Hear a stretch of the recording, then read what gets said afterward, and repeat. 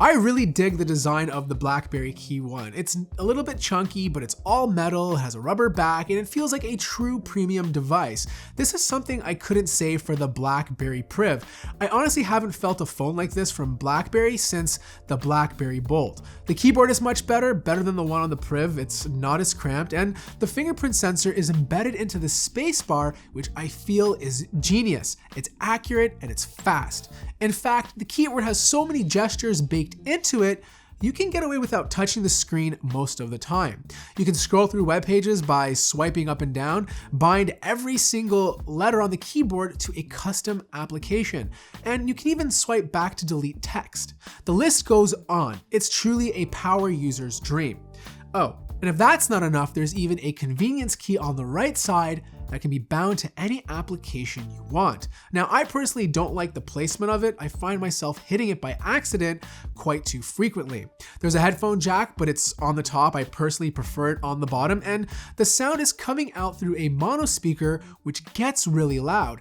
It's not water resistant, and that's fine. It's not in that premium price range, but there is a micro SD card slot to increase your storage. So what is it actually like to use a BlackBerry and a physical keyboard on a daily basis? Well, I've been using the KEYone for a couple of weeks and my typing on it has improved, but I don't think I'll ever type as fast as I can on a virtual one. But because there is a physical keyboard, every time I write an email or a message, I get to view the entire screen as opposed to having half of it being covered by its virtual version. There is a trade-off though, and that's the not so common 1080 by 1620 resolution or 3:2 aspect ratio. This means you'll get those pesky black bars when watching videos. Black bars on a 4.5-inch screen makes the screen feel really small. This phone is more well suited for getting work done rather than entertainment.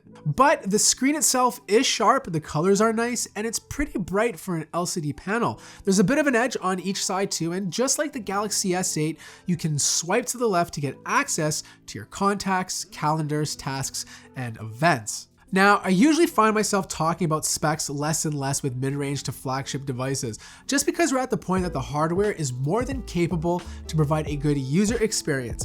The same holds true here. Inside, it's using the Snapdragon 625 with 3 GB of RAM, which is a very similar setup to the Moto Z Play.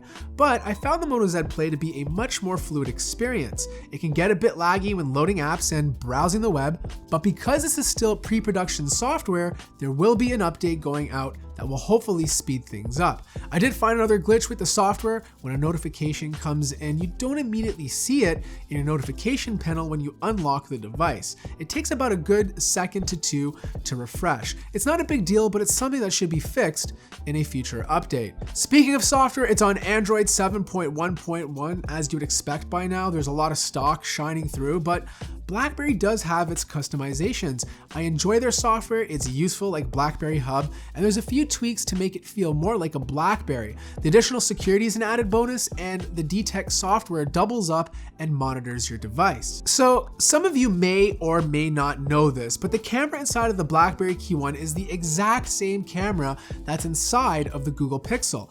It's the Sony IMX378 sensor with an aperture of f2.0.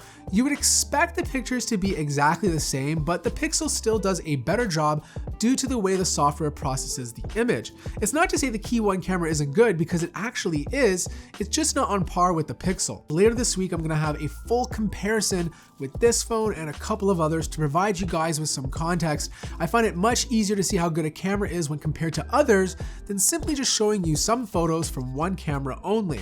So make sure you're subbed to the channel and hit the notification bell. So the best thing about this phone is the insanely epic battery life. I honestly haven't had battery life this good on any phone in a very long time.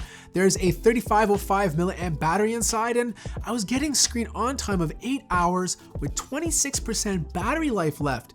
This was consistent. This phone can easily pull off 10 hours of screen on time and 2 to 2.5 days of use. And if you find yourself getting low, there's quick charging to get you topped off, but unfortunately there's no wireless charging.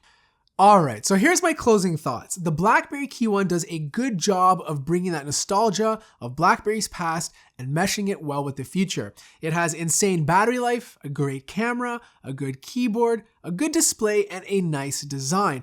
The only areas I felt it needs improvement is the performance. BlackBerry needs to tweak the software to speed things up. This phone is obviously not for me or probably most of you. This is a business device first and perfect for people who want to get shit done. More importantly, it's something different from what's out there right now. So,